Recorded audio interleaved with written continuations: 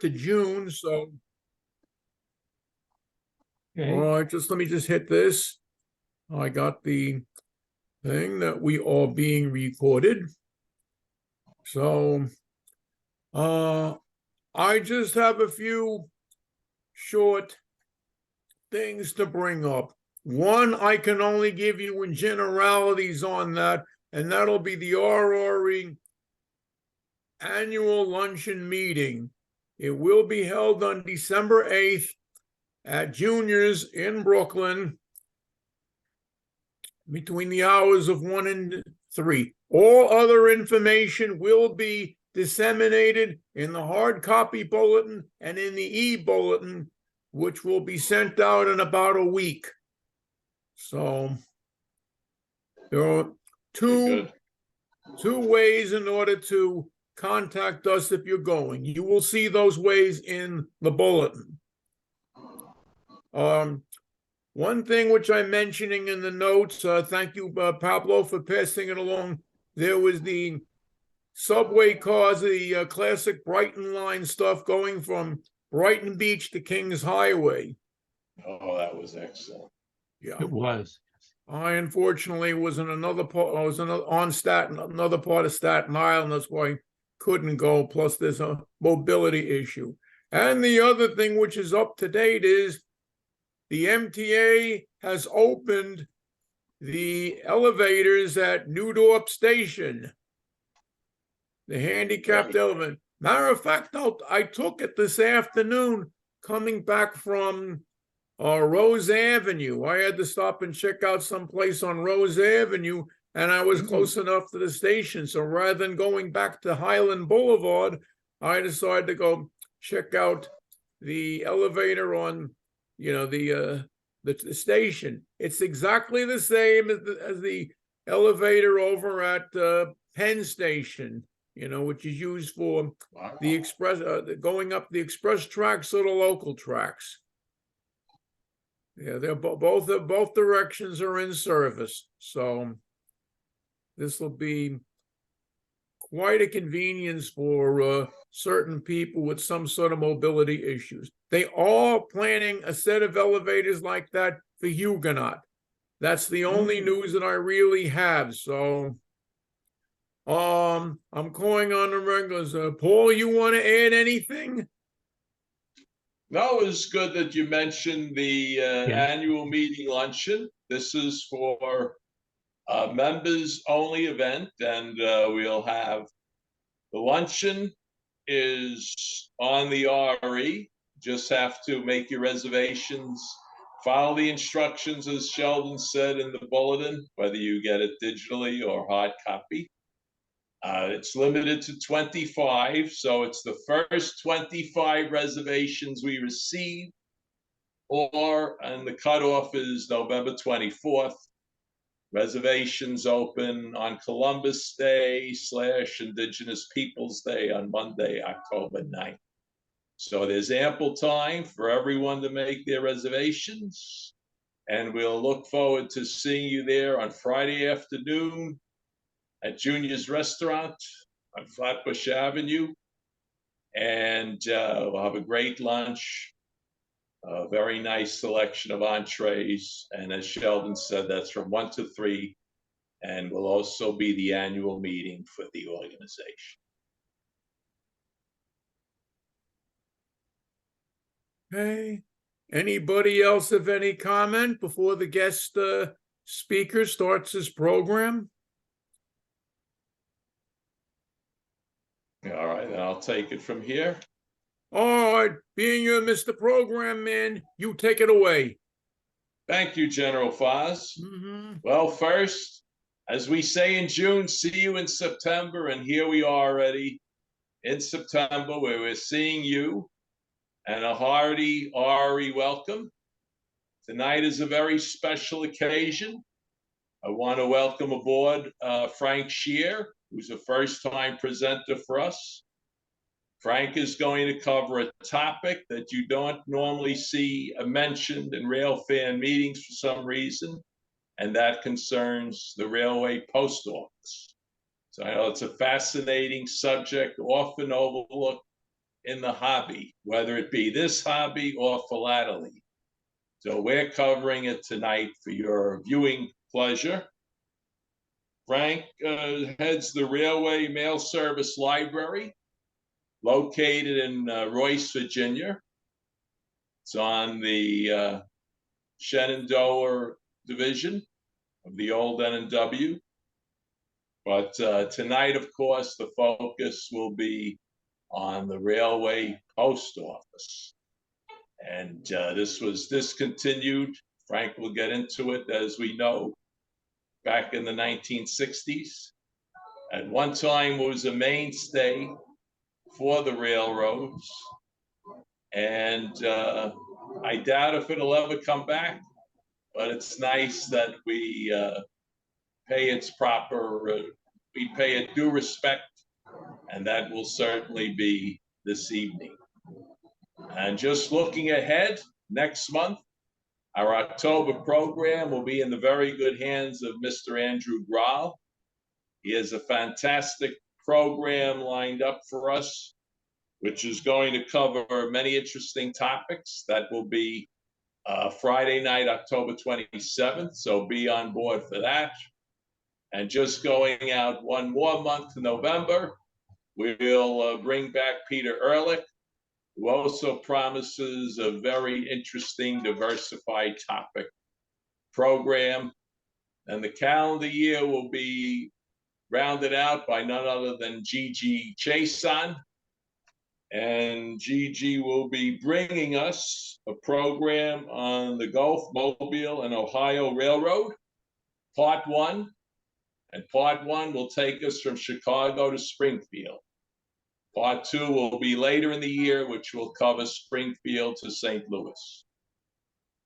So now to the matter of hand, I want to turn the floor over to none other than Mr. Frank Scheer, who tonight is a good example of why month after month, year after year, the RE presents you the very best in railfan entertainment, and that will certainly be no exception tonight in the guise of Mr. Frank Scheer.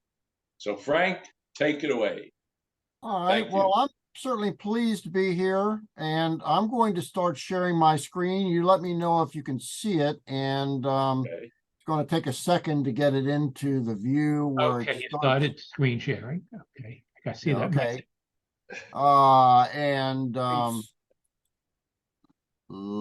Okay. Let me get the full screen view. Okay. View.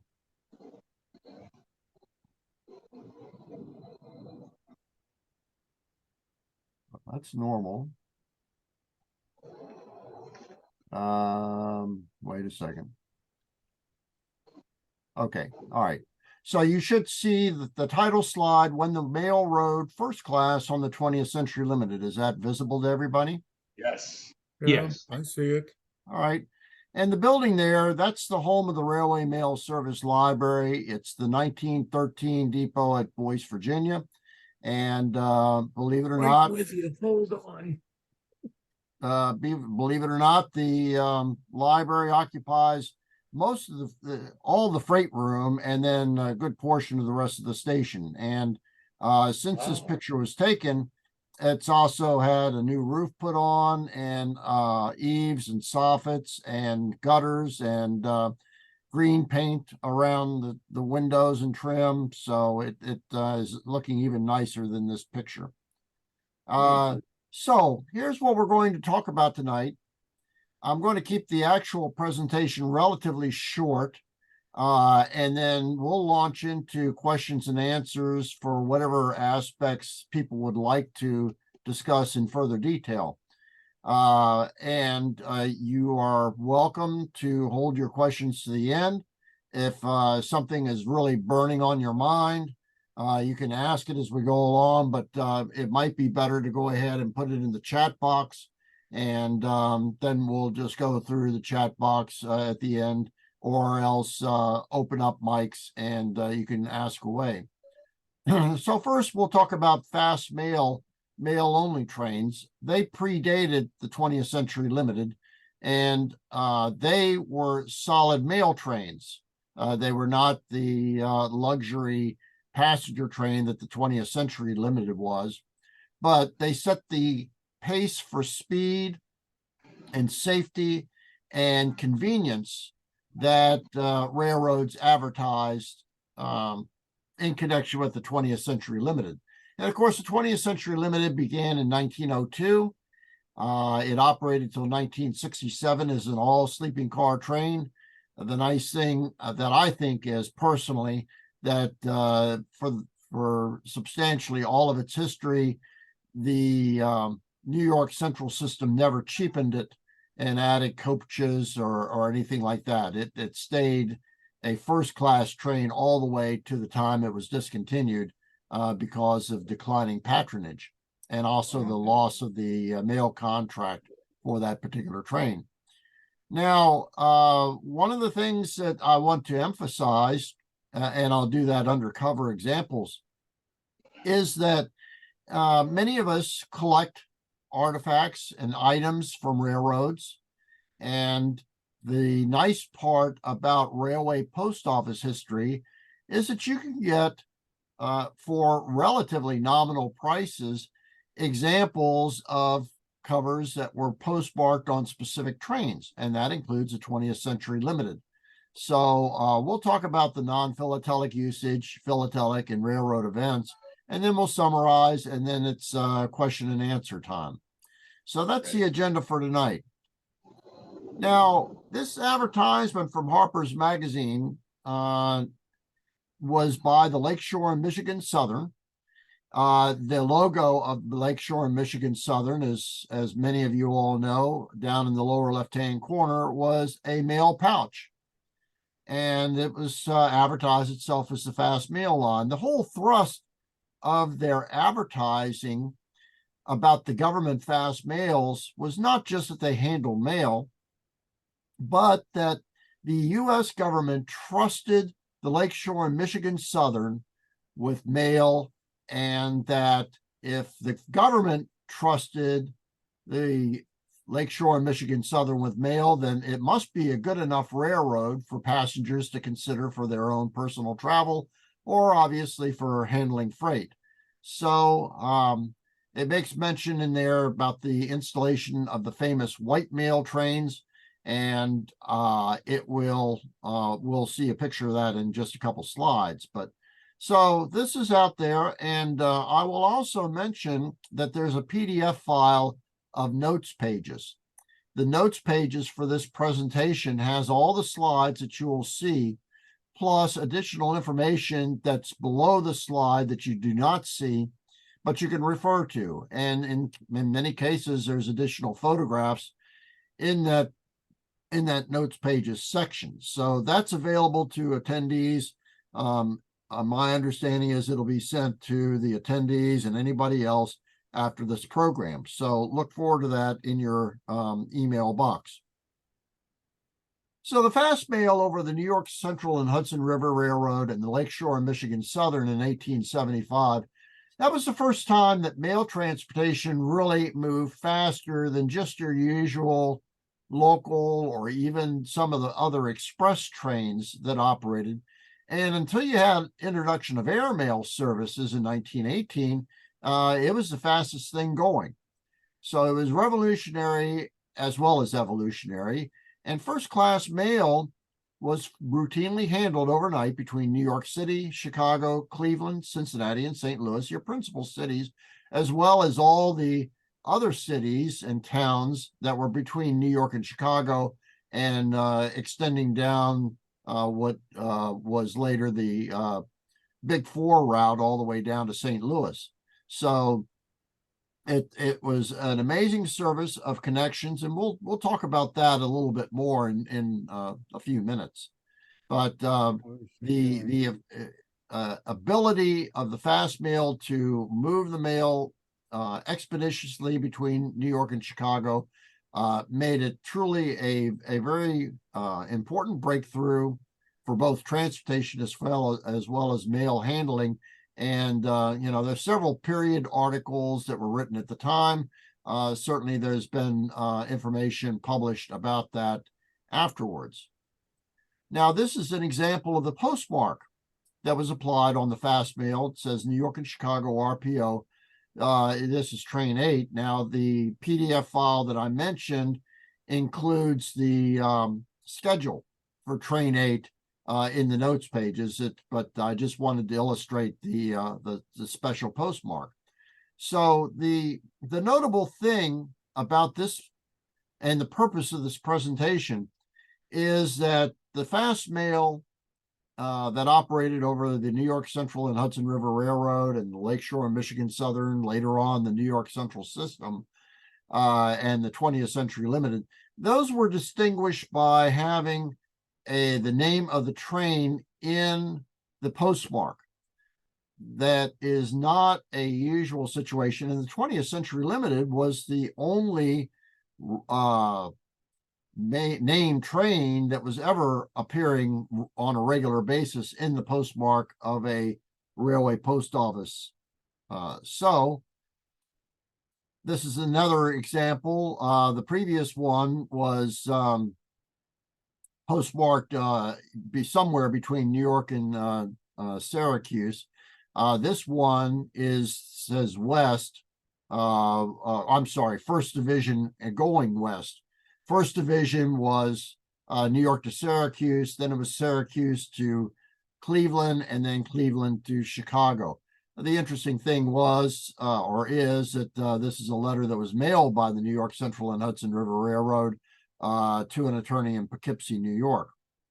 But so it's a nice corner card, as they say, with a return address of an official at Grand Central Depot. And that, of course, predates the Grand Central Terminal that was built in 1912. This is the Great White Train. All the cars were painted white. They were named for governors of New York, past governors, and they were emblazoned with the word, the fast mail. This particular car belonged to the Lakeshore and Michigan Southern. It was number 701. And this is the crew that was in the car. And this is about the usual number of people, whether it's 1875 or the late 1960s, when you still had 60-foot railway post office cars that were the same size as the one shown. You typically had a crew of about this size working in a railway post office car. The cap that they are wearing is their official uniform. Before a badge was adopted in 1899, the hat had, it was a little Kempy kind of hat, like the fellow over on the far left and the fellow in the middle is wearing. You can't see it really very clearly in this photograph, but it's a wreath with the letters RMS in it. And that was the official uniform. And then, of course, they just dressed in work clothes for the rest of the work that they were doing in the car. We'll now turn to the 20th Century Limited. Some of you may have seen this advertisement before. This is from 1944, a Saturday Evening Post. And the New York Central System published a series of these advertisements about the 20th Century Limited. And in those advertisements, it featured the various cars, the observation car, a sleeping car, dining car, and so on, to illustrate, you know, the features of the car. They were all cutaway views. This one is a great one that I use sometimes more than just for a 20th Century Limited presentation, because it shows basically the parts of an RPO, how the clerks were arranged, what the arrangement of the fixtures were, and what they were doing in the car by the clerks. So as you can see, the clerks in the a couple of slides ago that were outside the Lakeshore and Michigan Southern fast mail train car, you have about that many clerks in here, and this is what they were doing. They all had different assignments, different duties. We'll start in the upper right-hand corner and also the far lower left-hand corner where it says checking mail bags. That's where mail that was going to be sorted or has already been sorted in a railway post office was stored until it got to a station and they were going to put more on or take mail off. And of course, leaving Grand Central Terminal, the car was loaded to the gills, as it was when it was leaving LaSalle Street Station heading east on the 20th Century Limited. So then you come down and it's got that opening where then you have the letter cases. There are 1,044 separations in those letter cases. It's on both walls. The wall that you can't see, where there's some clerks sort of facing the right side of the car, but you can't see the cases. And then the ones that you do on the left side. Each of those are sets of distribution, and each clerk had an assignment. Coming east out of Chicago, they were sorting New York City mail. Going west out of New York, they were sorting Chicago mail. And then there were other assignments too, such as working all the general states. There was one case that was going westbound, somebody was just separating mail for all the far western states, such as Washington State, Oregon, California, Utah, and so on. And then you had other assignments there that were working the locations and post offices along the route, as well as post offices that were not along the New York Central between New York and Chicago that were receiving direct mail dispatches from the train. And many other, there were also slots there that were connecting lines, such as when the train got to Albany, New York, there was a slot for the Boston and Albany train 26, which was heading back east towards Boston, and any mail that was being handled over the Boston and Albany back towards Boston. So that's why you had so many separations en route. That may have changed a few times. Then you get down to the middle portion. It says overhead paper boxes. You see sacks, and the clerks are throwing newspapers and flat envelopes and some small parcels if they had special handling. And those were in sacks, and they were taken to the door that's closer to you in this image for unloading.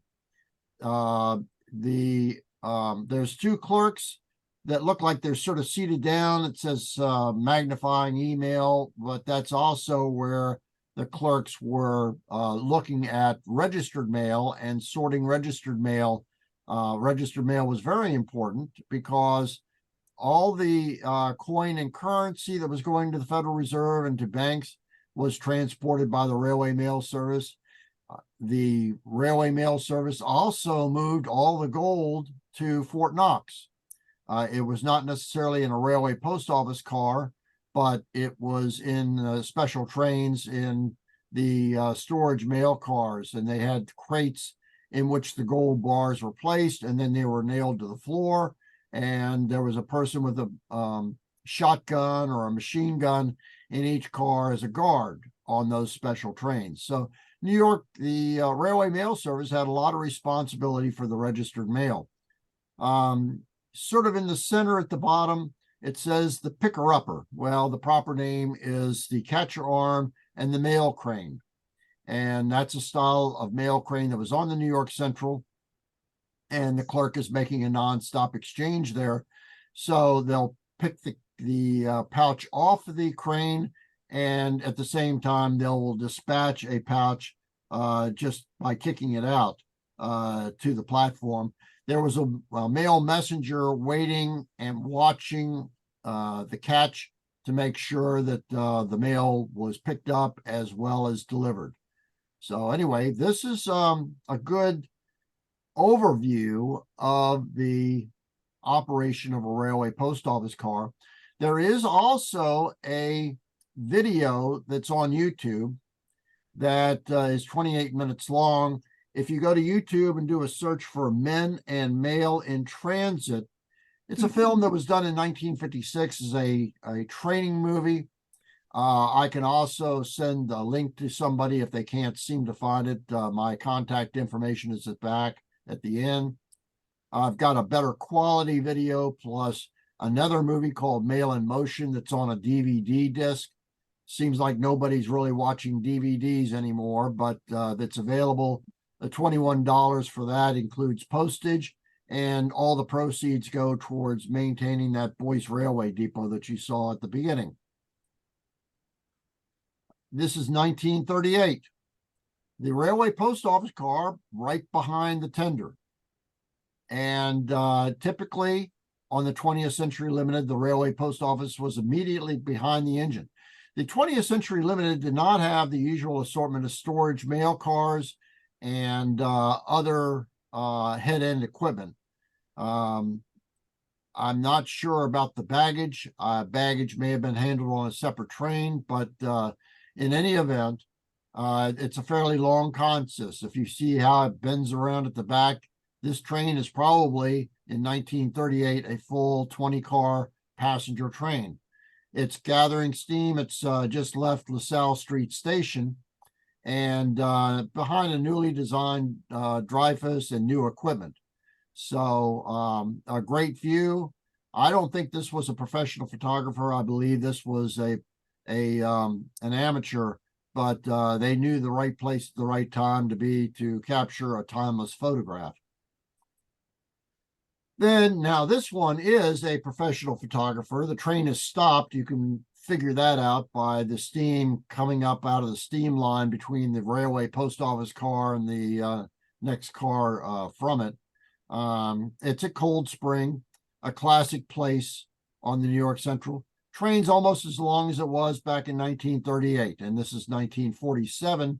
The new 20th Century Limited was, I believe, 1948, so I'm not sure that I've got 1947 correct here, maybe 1948, but love that 4-track main line. And as we say, as was said earlier, you probably will never see a railway post office car again.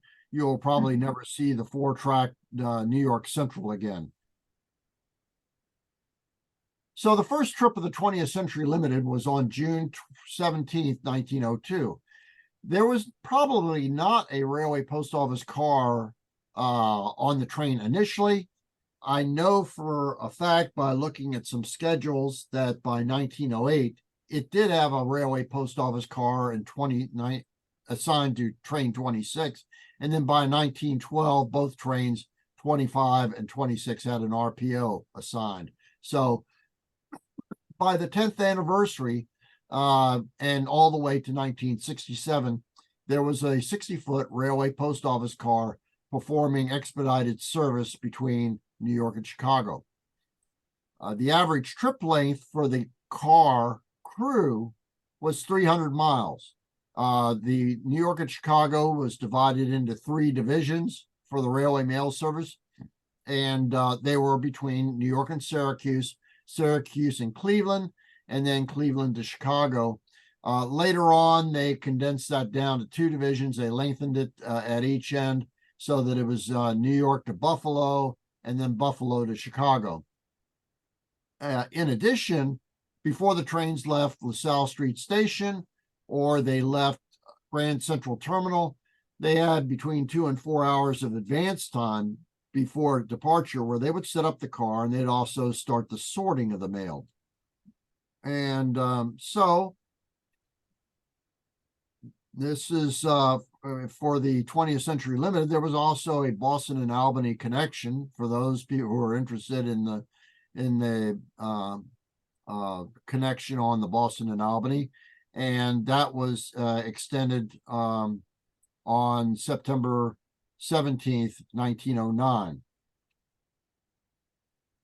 There's a first division showing how the Boston and Albany handle the mail, and you can see where train 25, it's got an A there. That means that it's daily, 365 days a year.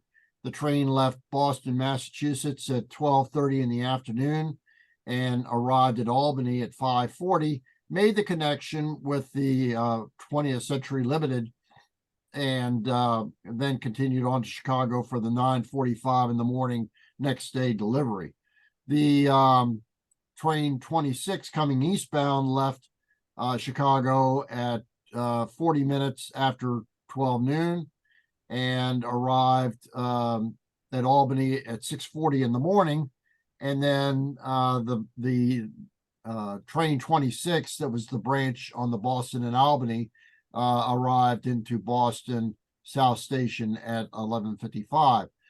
The railway post office car that was on the Boston and Albany did not go past Albany, New York.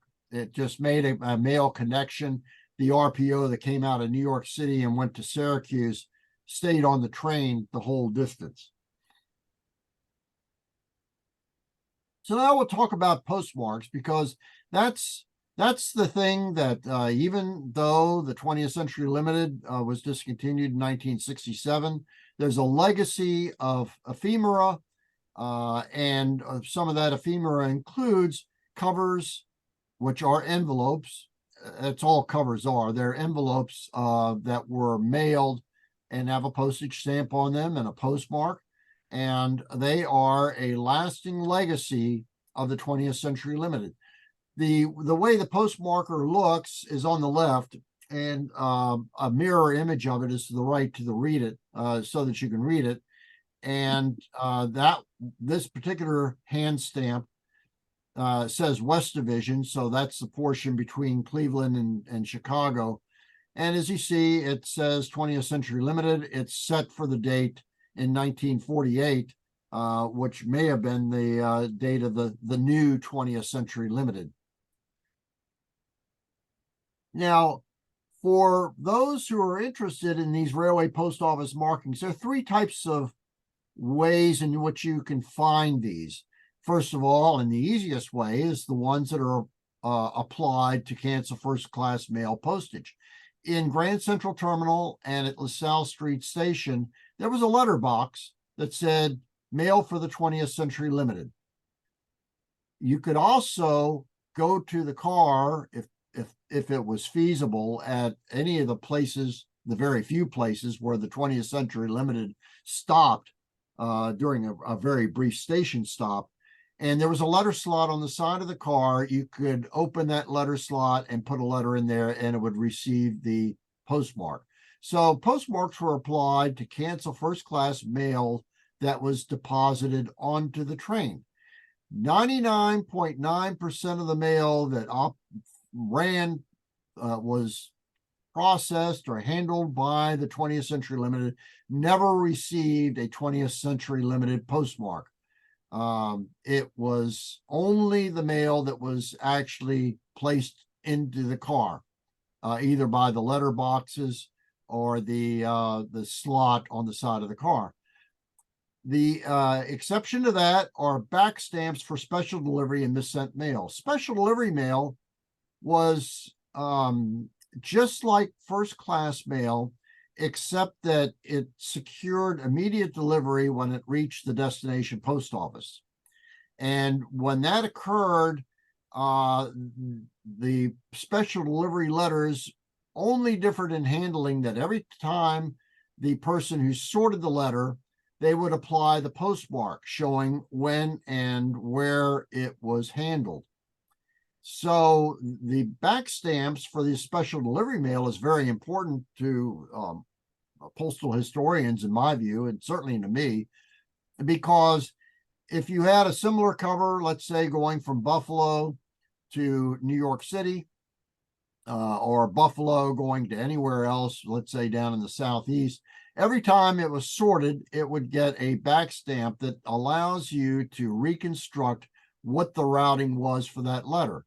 And it was the same for the first-class mail that may have been traveling between the same cities and during that same period, so that you can get a better idea of how the mail actually moved through the system.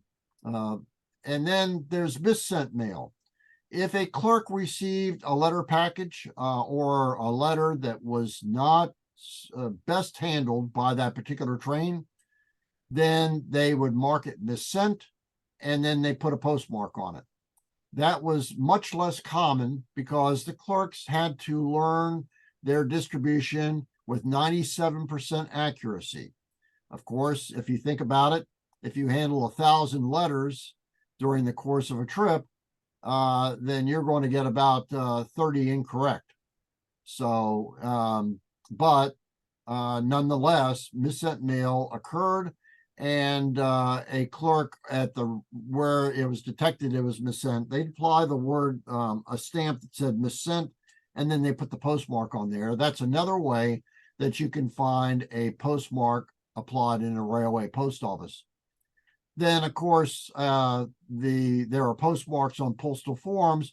The clerk in charge on the 20th Century Limited, as well as all other railway post offices, prepared a trip report that showed the time and amount of mail that was handled at specific stations or between stations and how much was sorted. There was also the time report for the clerks showing when they reported to work and when they went off duty for their wages. So at the bottom of those, there was a little blank place where the postmark could be applied by the clerk in charge. Sometimes you'll see those. There's also a little book that some clerks would carry called a memorandum of trip reports. It was a clerk in charge who had those. Sometimes those turn up, and sometimes those have postmarks on them as well. Now, the postmarking devices that were used, the road stamp was the steel postmarker, like I showed you in a moment ago. They had in the killer bars the letters RMS for Railway Mail Service.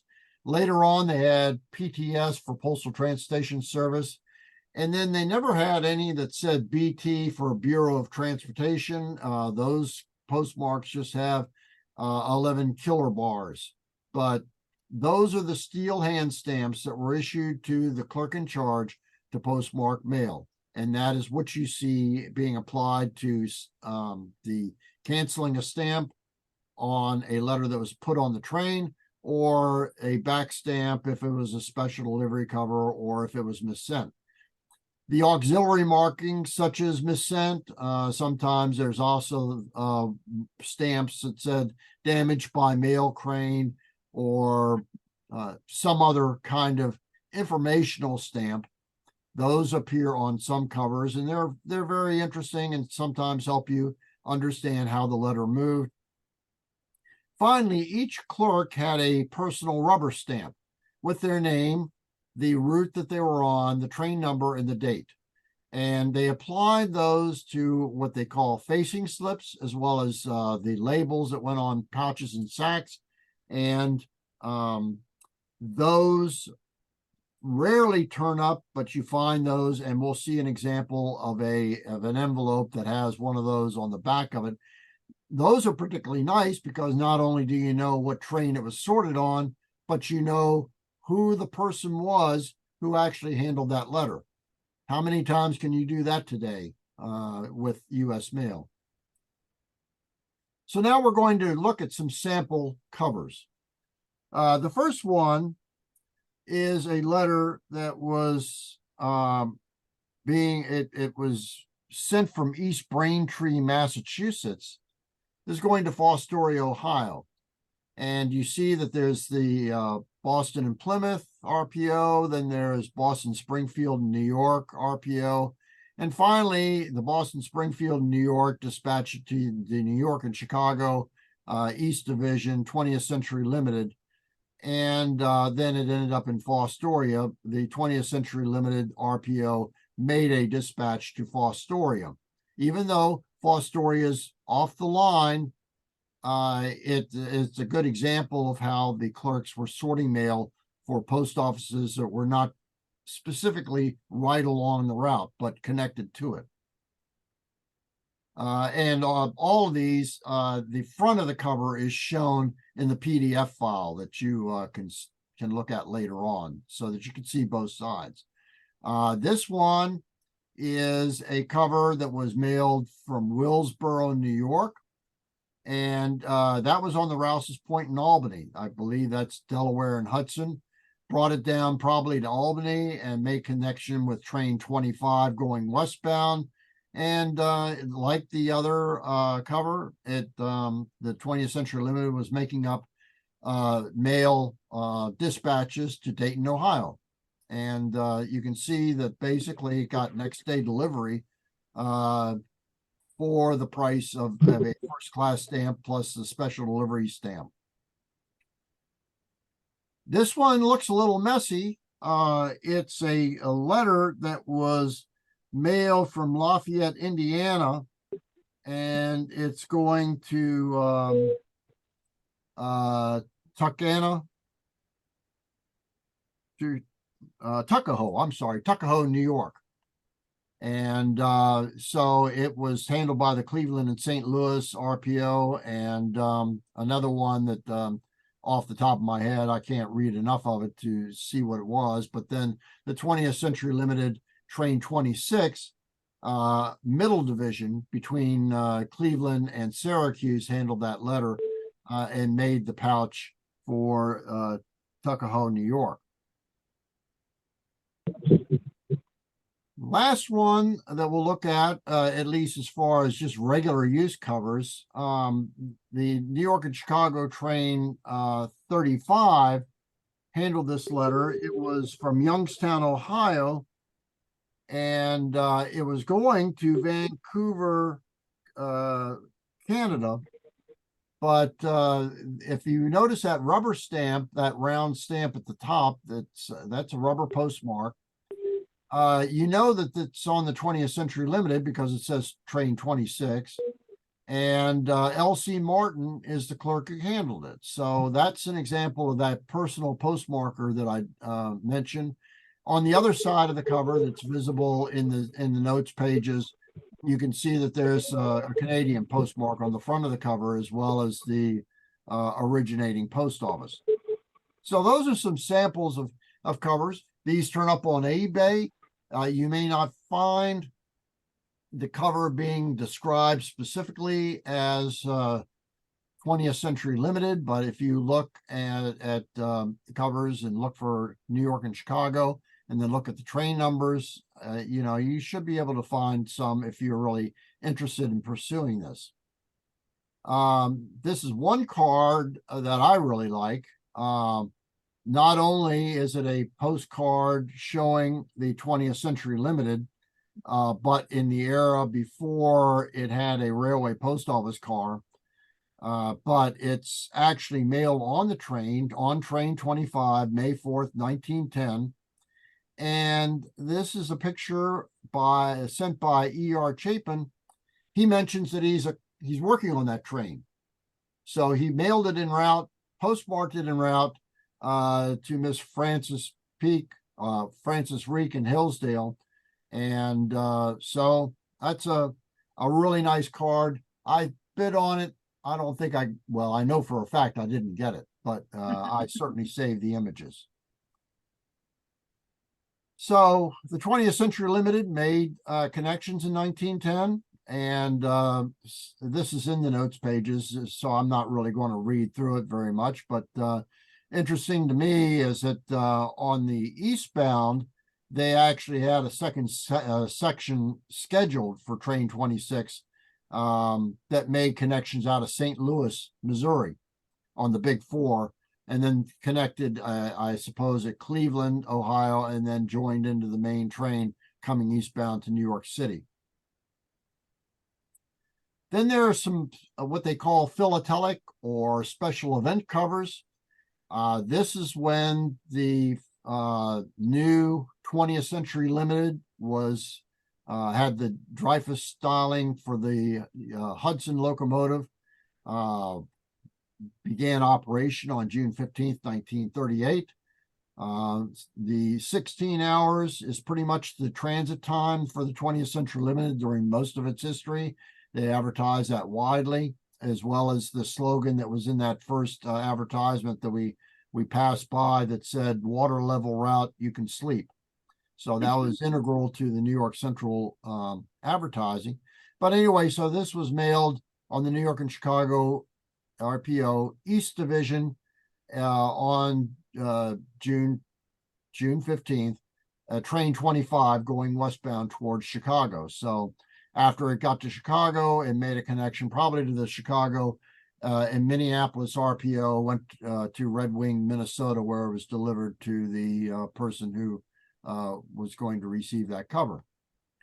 Then they had the first trip of the 20th Century Limited. As I mentioned, you know, that picture at Cold Spring mentions that it's mentioned 1947, but probably it was actually 1948, because that's when they equipped the train with the diesels and the new equipment.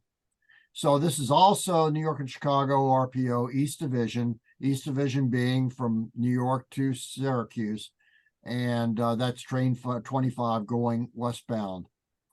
Even though it's going westbound, the letter would get turned around and come back to New York City eventually, and pretty speedily. Probably went up to Albany, New York, and was then redirected back on train back to New York City.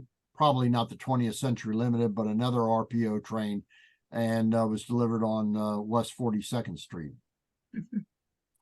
Then there was the golden anniversary in 1952. That the postmarker that you see here is a rubber postmarker. I'm not sure that this actually ever saw the inside of the train. Sometimes in later years, they had these special postmarks and applied them. The people who collected these wanted a nice clear postmark. Sometimes you didn't get a clear postmark when the train was moving and you're using a steel postmarking hand stamp. But it's interesting nonetheless. Had a very, very nice printed color cachet. That's what the design that's on the left side of the envelope is called a cachet. And so that's June 15th, 1952 on the 50th anniversary. For me, it's also notable because it was being sent to the general superintendent at Cleveland, Ohio. He was the head of the Postal Transportation Service at Cleveland, which was the 9th Division. Now, in all good things come to an end, and the last RPO schedules where there were quite a few trains operating was in 1967. And in there, you will see train 25. At that time, then the RPO did not operate on Sundays. So that's what the X7 under 25 means. And on 26, X6 means except for Saturdays. So basically, in one direction, well, I guess leaving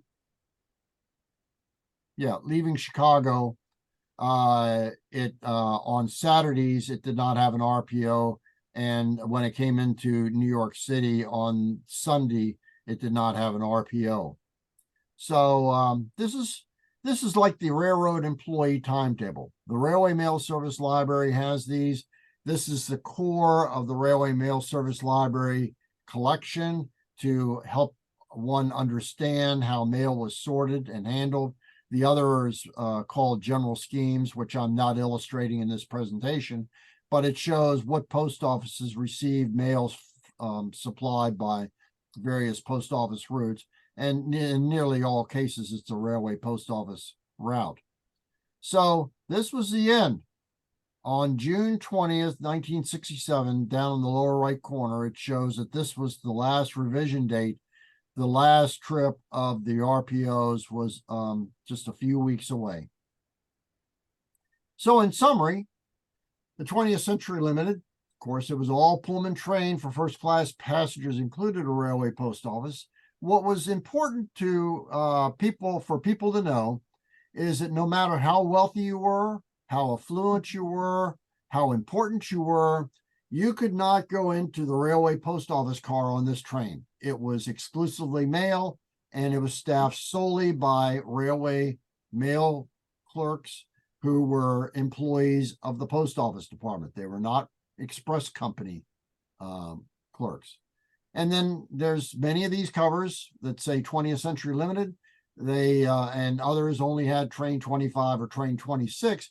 But if you're interested in the 20th Century Limited, or if you're interested in anything else pertaining to other railroads, whether it's the New York Central System, New York and Long Branch, Long Island Railroad, these covers are available, and you can make a nice little collection. And the nice thing is, again, these are all items that were actually handled on those trains, unlike other ephemera such as employee timetables or passenger train timetables that show the trains, but you don't have a direct connection to a specific train on a specific date. And that's that ephemera of other types. You know, there's photographs, people have slides. There's all sorts of things that are available for historic preservation of the memory of the Railway Mail Service. And all these information resources, they're available from the Railway Mail Service Library. The Railway Mail Service Library supports this kind of research that I'm illustrating here in this presentation. So, you know, send me a note, send me scans of anything that you've got or questions that you have, and we'll have at it. So with that, we've reached the best slide in this show. It's the question slide, but I'm not going to dwell on this one. I'm going to put my information there. You can contact me there. I'm also available at f_scheer@yahoo.com, but that's the mailing address for the Railway Mail Service Library. And if you are ever traveling down, let's say Interstate 81, and the Railway Mail Service Library is about 8 miles off of Interstate 81 as you're traveling north and south. So, you know, let me know in advance, and I'll give you a little dog and pony show. So with that, I guess we'll shift over to the question and answer session. Stephen, I'm going to turn it back over to you, or to whoever else wants to facilitate that. Yes, well, Thank you, Frank. That was excellent. Thank you. In the chat box, there were just a number of questions that I could, let me just. I'm going to stop sharing, but this Okay, is a you wanna PDF stop file. sharing? So when you get Okay. the PDF file, you'll have the contact information. Yes. Okay, yes. In fact, after the meeting, what I'll do is I'll just forward the PDF file to everyone that was on the Zoom list, everyone that got the invitation for this meeting. Okay. All right. I see I that have Louis. a question. Oh, go ahead. Are we allowed to ask questions? Yes. Yes. Yes, you can ask questions. You can unmute yourself, and then after we go through those, then I will go through, unless somebody wants to take what they took in the chat box and ask the question verbally. But I'll tell you what, to help moderate this, maybe you raise your hand first so that they know that you got a question before you unmute yourself. But go ahead. My question, I don't know, I'm getting an echo. Which one? Yeah, for some reason, John Soa and Cora Soa are both on here. What? That may be creating an echo. Now, my question is about those metal stamps. They have the date in the middle. Was that date in the middle, was that removable type that could be inserted to make the date? Because you wouldn't have a metal stamp for every day of the year. You're correct. Yes, they had type, the style that I showed earlier. You had a little wrench or a key that you would unscrew at the top, and it'd loosen the type. You take it out, and then you would put the day of departure from your origin terminal in there. Now, the 20th Century Limited was an overnight train. So if the train left the let's say coming eastbound out of LaSalle Street Station, and it's today September 22nd, it would have the September 22nd in the postmark all the way until it arrived into Grand Central Terminal, even though it was arriving on September 23rd. So they set up the clerk in charge is the one who had that postmarker. They change the date every time that the trip was going to start. So yes, that was changeable. And what about the rubber stamp? What about the rubber stamp? Same way. Yes, the personal interchangeable numbers. Yeah, a changeable type for the train number and the date. And the what you didn't see, and it's in that film that I mentioned called Men and Mail in Transit, as well as Mail in Motion. The clerks had made up little slips of paper that they put their own rubber stamp on that showed who sorted mail that was in what's called a letter package. That's the mail they tied out from their distribution case and tied it out with twine, put that on there, or a pouch or a sack.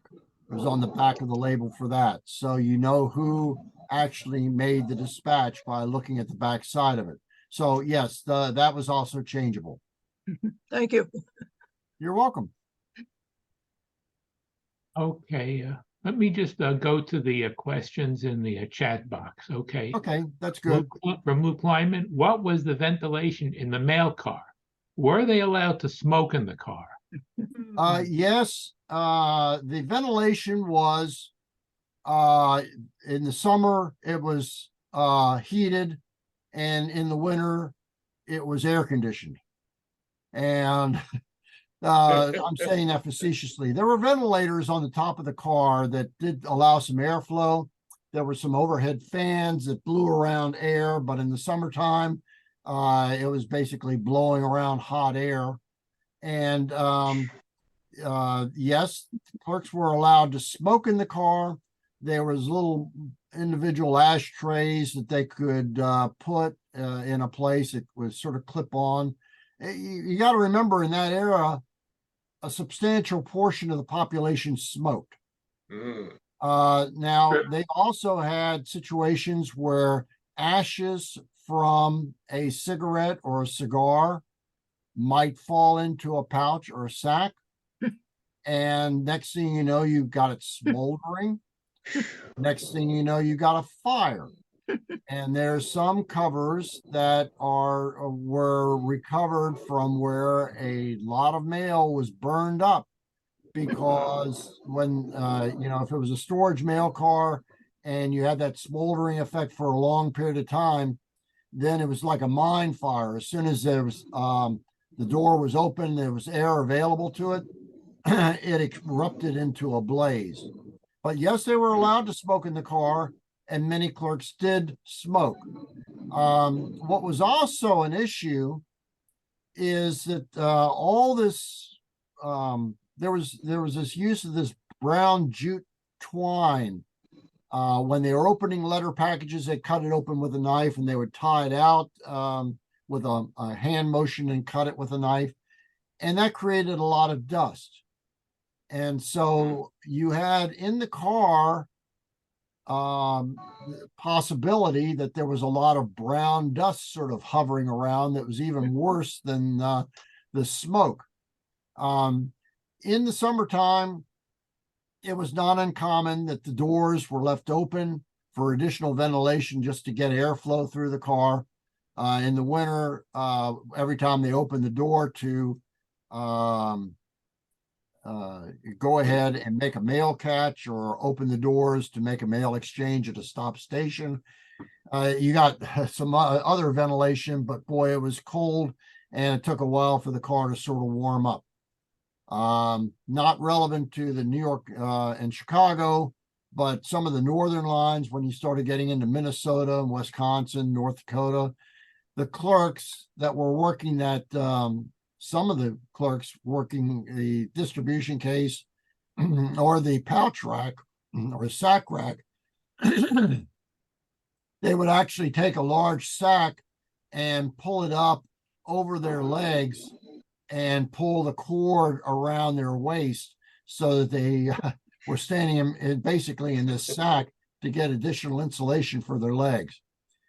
So ventilation was not great. There was never an air-conditioned car. That was one place where I think the clerks were shortchanged. It's just been recently that the Postal Service has said, Okay, well, we'll go ahead and put air conditioning on the delivery vehicles. None of the Yes. delivery vehicles for mail have air conditioning. So in the summer you sweat, in the winter you freeze. And I don't know, that's part of postal life, I guess. Okay, so then I see 3 members of Dave Kaiserman, an RPO clerk on the 20th century, are attending the presentation. They have many memories of his time on the RPO. Well, that's great. Yeah, And just as an aside, maybe they could make a short little presentation for the railroad enthusiast. And I would certainly be interested if they ever record their recollections. I'd like to hear them. It'd be even better if they write them down. Was the pay working for the RPO similar to that of other post office employees? from Lewis Kleinman. The post office paid the railway postal clerks more. But there are some other benefits that made working in an RPO very desirable. That is, when you worked in an RPO, let's say you were on the New York and Chicago East Division between New York and Syracuse, you did not need to live in New York City. You did not need to live in Syracuse, New York, although many did. But you could live anywhere within 5 miles of the route, anywhere along the route. And so many chose rural locations, and that meant that they'd have to deadhead, to whatever their head out location was. But in exchange for that, having to do some additional deadheading, they got a very high rate of pay that was better than what you find in many of these rural areas. And they could buy a really nice house. They might even have a farm. So it was a good lifestyle. The other advantage of being a railway postal clerk was every trip that they made was usually the equivalent of about 2 days' pay, maybe even 2.5 days' pay. As I mentioned, they ran about 300 miles. And as you know, most locomotive engineers were paid on a 100-mile day. So they were changing engine crews probably at Albany, and then Albany to Syracuse and so on down the line. And the train crews went a little further, but they also changed frequently. RPO clerks went further, but they got compensated by having several days' pay. So their cycle was that they worked a week on, made about 2, maybe 3 round trips. Then they had a week off. Then they worked another 2 or 3 round trips. And then they usually had about 2 weeks off. So for many of those clerks, they also then had a side job. Some of them did painting. Many of the ones that started in the 1930s had studied to be teachers or lawyers or doctors, veterinarians, other skilled trades, but they couldn't find a job during the Depression. So they got a job in the Railway Mail Service. And but they were also then, with their layoffs, able to pursue maybe what their profession was. The teachers could do tutoring, of students and make some additional money. Others did house painting. I knew a clerk on the the Charlotte and Atlanta RPO. He lived in Charlotte, North Carolina, and he had a very successful house painting business, interior and exterior painting. And of course, others, they could farm. They could find labor to take care of the farm when they were not there, or maybe the other family members took care of it, and then they were there, about almost 3 weeks out of every month, 2.5 weeks anyway. So then I see that there's so there's other things other than just the salary that made the jobs attractive. And especially the ability to earn a supplemental income plus live in a lower cost area. Then there's one that said, did the mail clerks ever go back into the passenger cars? Yes, from Mike. No, they stayed in the RPO. At some station stops. Now, if there was a wreck or derailment or something like that, they might go back to the diner to get coffee for the crew, you know, if there was a delay. The 20th Century Limited prided itself on no delays.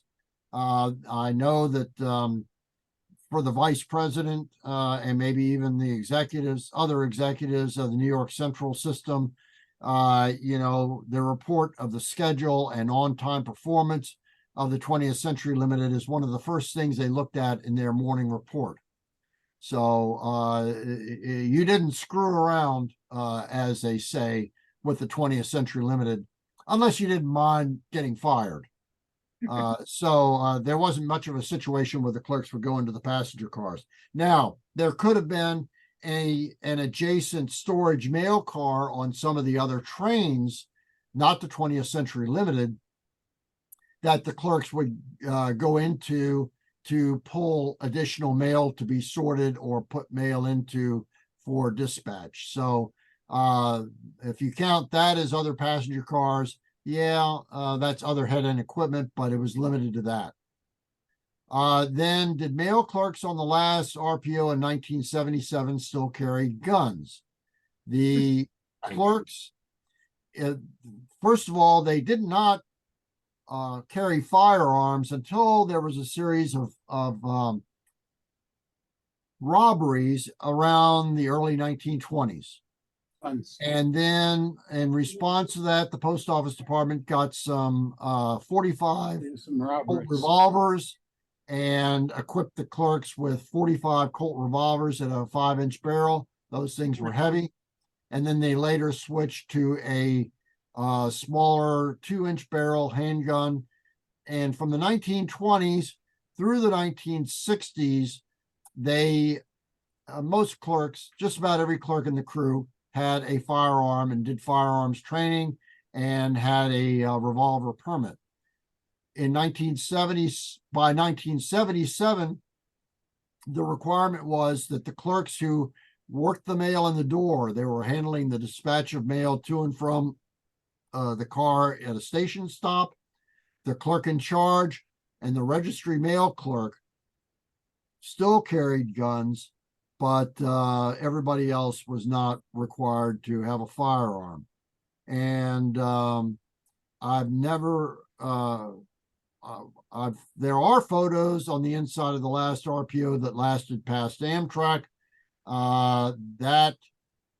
Those photos are available in a different presentation that I'm working on about the last 30 days of the final RPO. So stay tuned for coming attractions, or if you want to see some of those photographs, they are around. By that time, by 1977, the Postal Service, especially on the last trip, and also the Baltimore Sun newspaper, had photographers that went in and took quite a few very, very good photographs of clerks working. Was there competition to secure an RPO job? Yes, there was. You had to take a competitive exam, civil service exam, and get a very high score. In addition, if you were a veteran, you got veterans preference, up to 10 points. That would raise your, if let's say you got an 85 from your civil service exam, but if you had veterans preference and got the full 10 points, that raised it to 95. That puts you in line for being appointed to a railway postal clerk.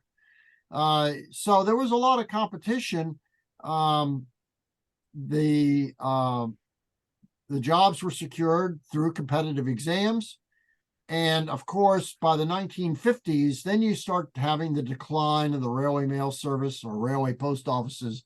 More routes were being discontinued than were being added. And there was a brief time where there were highway post offices. So there were fewer jobs.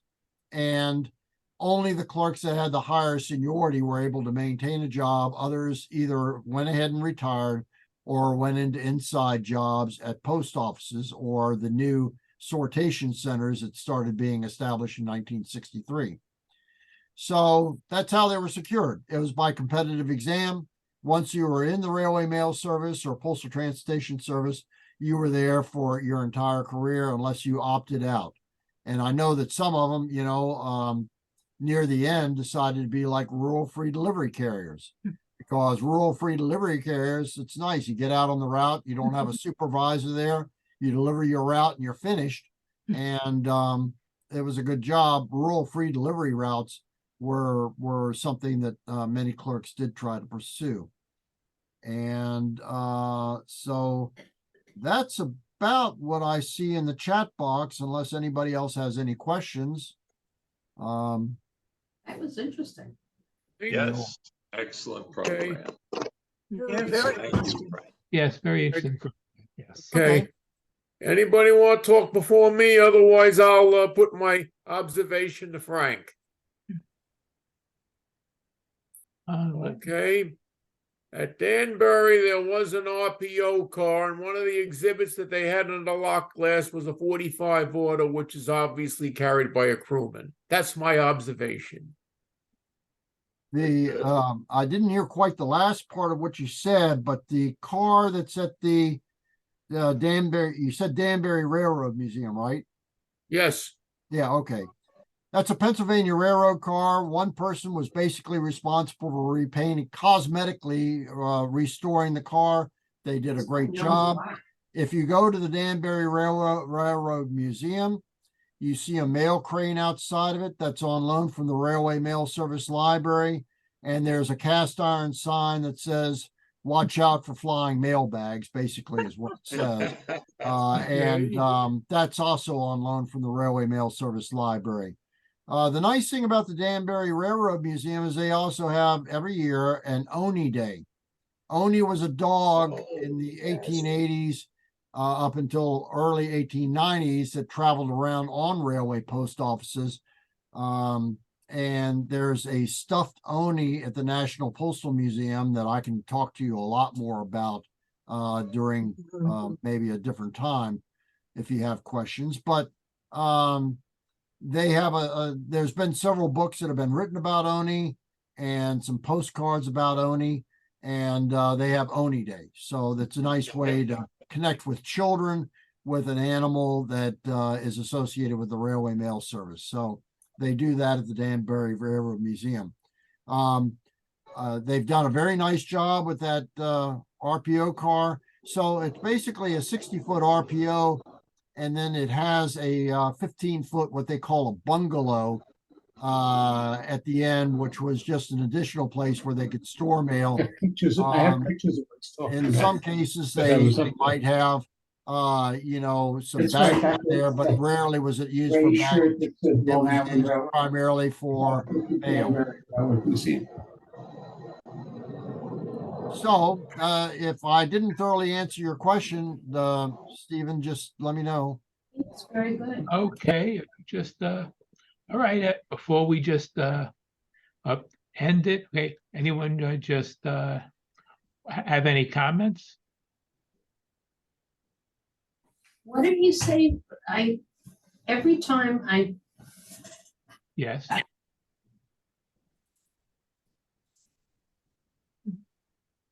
Yes. Go What's ahead. the best? Okay, somebody did ask, what's the best restored RPO in the U.S.? If you go out to the Sacramento Railroad Museum, Yeah. there's a Great Northern car, number 42. It was repainted and looks nice on the inside. They've some of the docents that are in there that explain the car. Some know what a railway post office car did better than others, but I would consider that to be the best restored RPO. Now, that said, if you're able to get out to the Illinois Railroad Museum, every June, the first weekend in June, they demonstrate the mail catches of with a Burlington, the CB&Q car number 1947, not made in 1947, but that's the car number. They demonstrate nonstop mail exchanges. They've got a mail crane there, and if you want to try your hand at making a catch, you can get on that car and ride along and make a catch at about 30 miles an hour. In the past, they've typically had several RPO clerks attend, Every year it gets fewer because, as for all of us, we're all aging, and the number of surviving railway mail clerks is dwindling. But they still get about 3. I think this past June they had 3. That's at Union, Illinois. And if you've never been to the Illinois Railroad Museum, it really is worth a trip because they have large storage barns for most of their equipment, if not all. And so the best thing that you can do with railroad equipment and locomotives is to keep it undercover in a building. And while the 1942 hasn't been repainted recently, I don't think it needs to. But at the same time, you get a feel for what the cars look like when they were actually in service by getting into that car. A little bit of peeling paint, a little green drab, paint on the inside, but you really get the feel of what the car looked like. There are some other RPOs, but not any that I would consider to be as quite as good. I do see another question popping up about what do you know about Canadian RPOs? When did they stop running? They stopped running in 1974. I don't know whether or not a Canadian mail car, they did not call them railway post offices, but they were stenciled on the side, mail car, but they basically had a very similar design and function as in the United States Railway Mail Service. For those that are interested, there's a Canadian Railway Post Office study group. And if you send me an email, I can put you in contact with that group.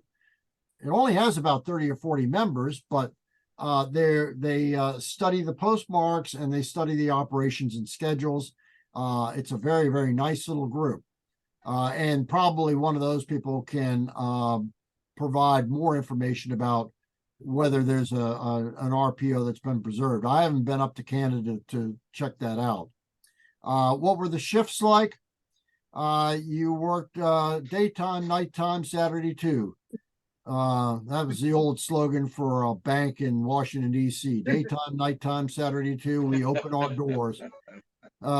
Something bank, conveniently yours. But no, most of the post office department preferred overnight trains. You started in with advance time, and then you worked for 200 to 300 miles. So you were standing on your feet for the majority of about 10, 12 hours, which is why in the course of a week, you ended up earning about 2 to 2.5 days pay. And that's why you had this week on, week off, week on, 2 weeks off layoff. But you made up for it, that you were out there in the middle of the night. You might be getting a daytime run. Some branch line RPOs, you could arrange it so that you were basically home every night, but those were relatively rare. And were there any RPOs in Europe? Yes, there were. They've all been discontinued. I've ridden on the traveling post offices that were in England. There's a group in Germany of mail clerks that have a preserved German bond post car. Other countries had the railway mail cars. And even though Russia's not exactly anybody's best friend these days, they still have railway post offices in Russia. They may be the last ones operating.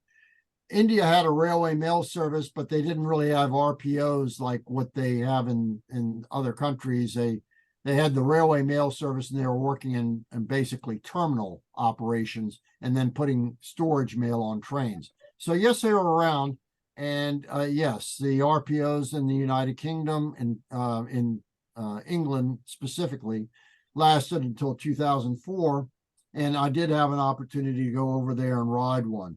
The other thing in England, if you go into London, there's an underground railway. There was a robotic railway that carried mail between several post offices.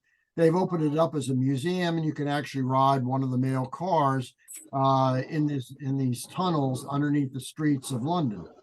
Mexico did have RPOs. They were called ambulantes. I do not, or correos. I'm not sure exactly when they stopped. I've had real problems trying to get information about Central and South American RPOs.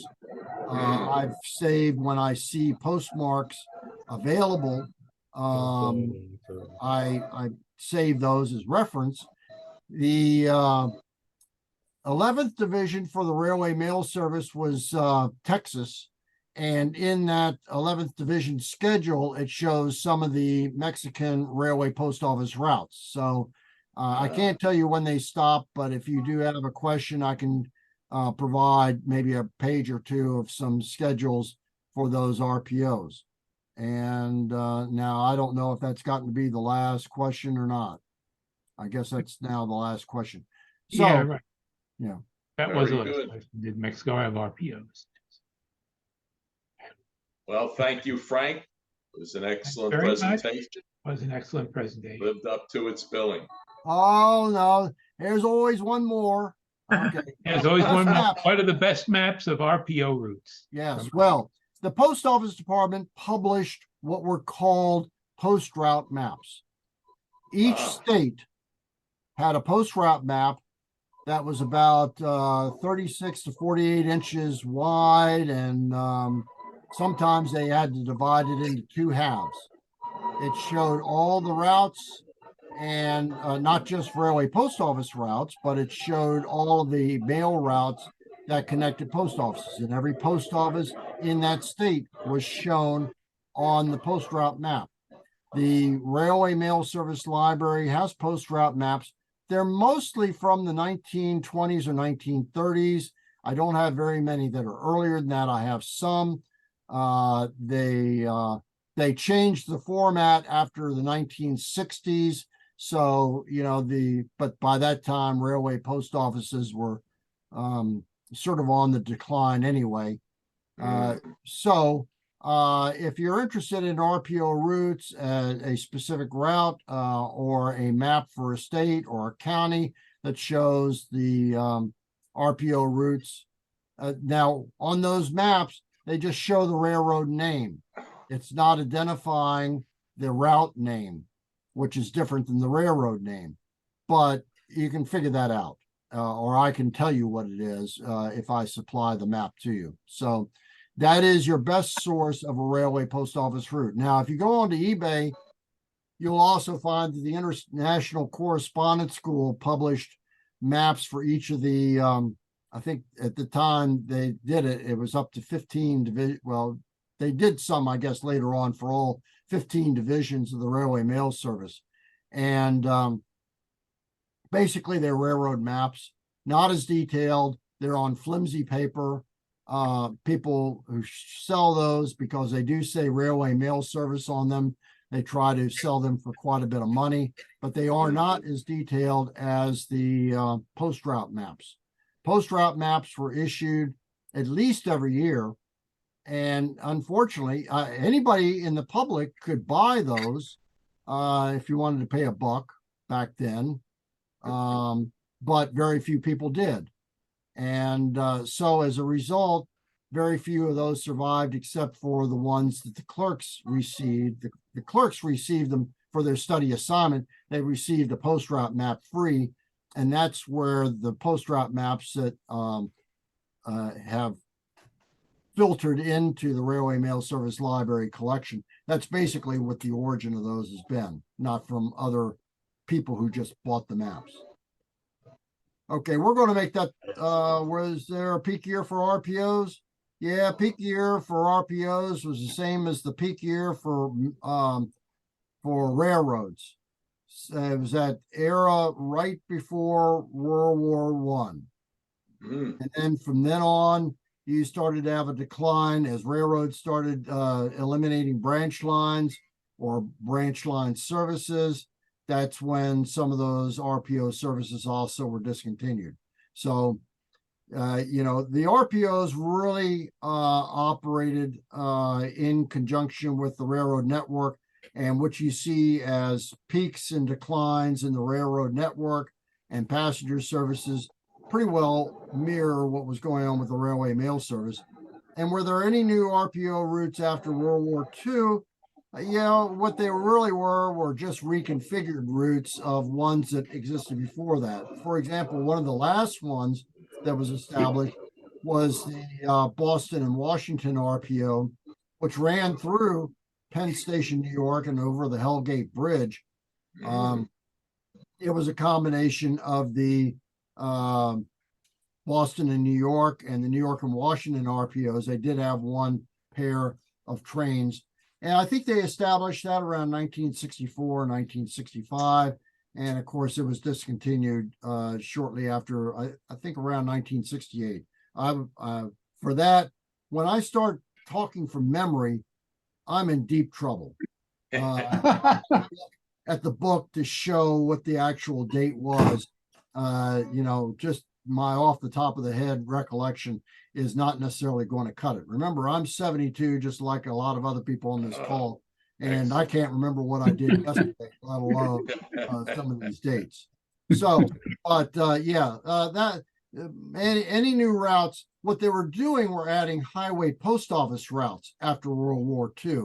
As branch lines were discontinued, they had these, what they called rubber tired highway post offices. That's covered in a different presentation that I prepared. And those highway post offices were discontinued in 1974, with the last one between Cleveland and Cincinnati. You want to make that the last question? Anybody else can send me an email. I'll answer it. Thank you, Frank. Thank you. Well, thank you. Thank you very much, Frank. Thank you, I Frank. enjoyed it. You all Thank you take care of very much. yourself. Thank you, Frank. I'll send out the PDF file. You do the same. Have a Okay. good Okay. one. Have a good Enjoy. Good weekend. Thank you.